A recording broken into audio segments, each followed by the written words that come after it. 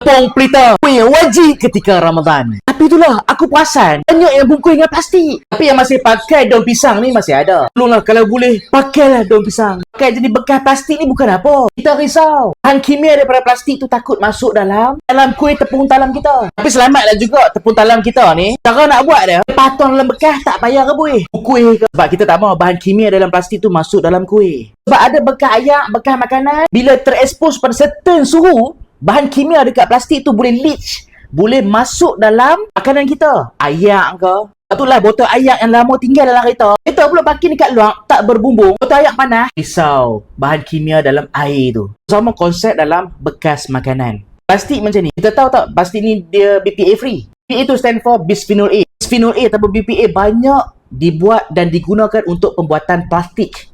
Bekas plastik, ayak, bekas makanan. Kajian sekarang mendapati bahawa bisphenol A ni dia kacau hormon, terutamanya hormon perempuan.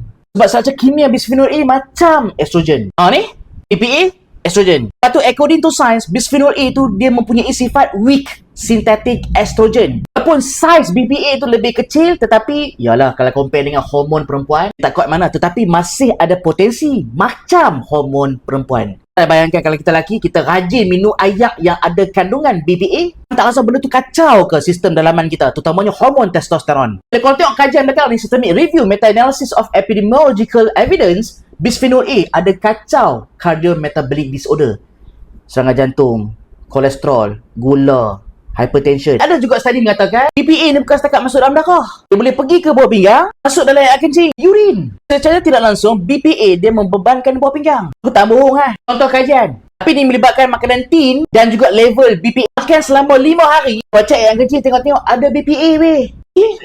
Yang aku concern pasal bekas makanan plastik. Bekas ni murah sangat. Kalau boleh buktikan bekas ni adalah BPA free, aku okey je, tak ada masalah. Cumanya siapa boleh buktikan bekas ni adalah BPA free? Nak makan tepung talam tak ada masalah. Sedap pun sedap. Kalau boleh maintain lah guna daun pisang sebagai bekas. Tapi aku faham je kenapa mereka pakai bekas plastik. Sebab murah dan senang.